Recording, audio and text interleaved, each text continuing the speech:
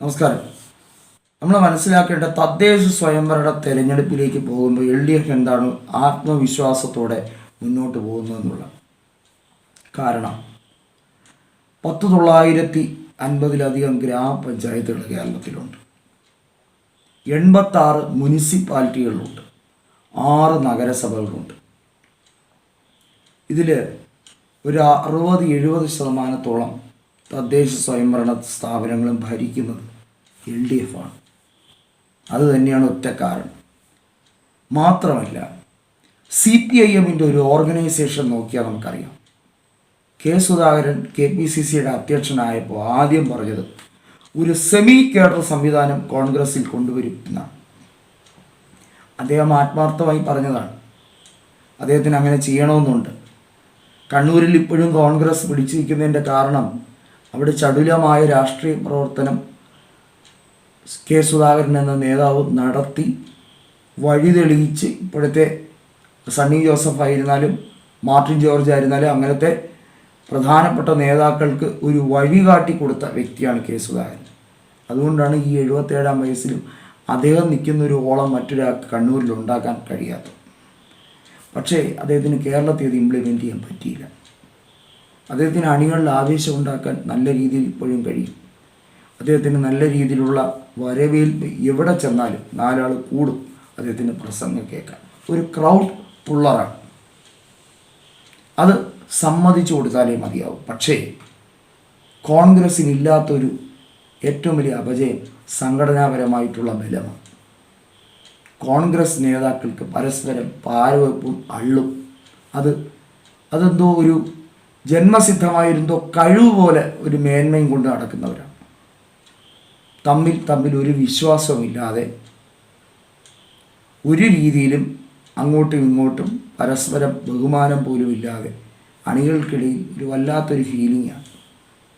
Parliament ഇലക്ഷനിൽ പക്ഷേ കോൺഗ്രസ് ജയിക്കുന്ന അവരുടെ സംഘടനാ മികവ് കൊണ്ടല്ല.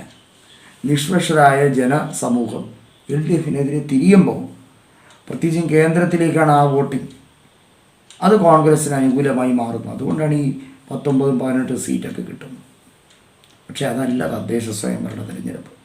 തദ്ദേശ സ്വയംഭരണ തിരഞ്ഞെടുപ്പിൽ ഈ 900 വാർഡുകളിൽ ഏറ്റവും കുറഞ്ഞതൊരു 400 വാർഡെങ്കിലും ജയിക്കണമെങ്കിൽ, 400 വാർഡ് മീൻസ് ഞാൻ ഉദ്ദേശിച്ചത് ഗ്രാമപഞ്ചായത്ത് വാർഡുകൾ ജയിച്ച് ഗ്രാമപഞ്ചായത്ത് പിടിക്കണമെങ്കിൽ കോൺഗ്രസ്സിന് ഈ പരിപാടി മാത്രം പോരാ.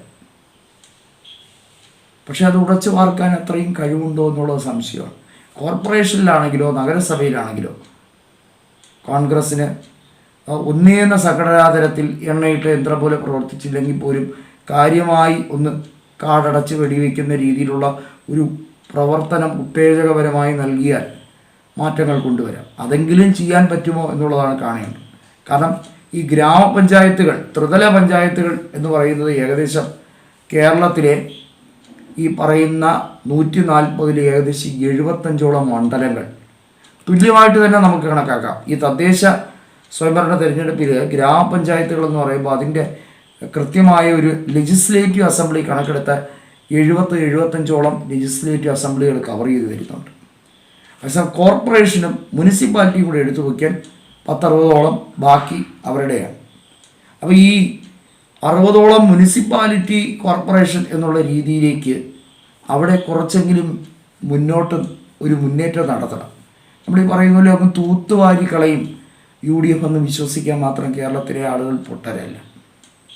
കോൺഗ്രസ്സിന് ഒരു എഡ്ജ് കിട്ടണമെങ്കിൽ, അതും ഒരു 75 മുതൽ 80 സീറ്റ് വരെ UDF-ന് കിട്ടണമെങ്കിൽ നല്ലപോലെ പണിയെടുക്കേണ്ടതായിട്ടുണ്ട്. പിണറായി വിജയൻ നന്നായിട്ട് ഇലക്ഷൻ മാനിപ്പുലേഷൻ നടത്താൻ അറിയും. മാനിപ്പുലേഷൻ എന്ന് ഞാൻ ഉദ്ദേശിക്കുന്നത് കൃത്രിമത്വം എന്നല്ല, ജനങ്ങളുടെ കണ്ണിൽ പൊടിയിടാൻ നല്ല വിരുദ്ധനാണ് പിണറായി വിജയൻ. ആ വാക്ചാതുര്യം ഇവിടുത്തെ കോൺഗ്രസിൻ്റെ നേതാക്കൾക്ക് ഈ കെട്ടുറപ്പില്ലായ്മ കൊണ്ട് നശിച്ചു പോവുകയാണ്. തെരഞ്ഞെടുപ്പ് ജയിച്ചില്ല, ഇപ്പോഴേ ഒരു 7 മുഖ്യമന്ത്രിമാരെ കോൺഗ്രസ്സുകാരങ്ങ് പ്രഖ്യാപിക്കുക മീൻസ് ഈ അന്തരീക്ഷത്തിൽ പടരുന്ന വാർത്തകൾ പോലെ ഈ ഊഹാപോഹങ്ങളെല്ലാം എല്ലാവരും തിരസ്കരിച്ച് കളയുക, എല്ലാവരും പണിയെടുക്കുക, അല്ലെങ്കിൽ ഹരിയാന പോലെ ആയിപ്പോകും.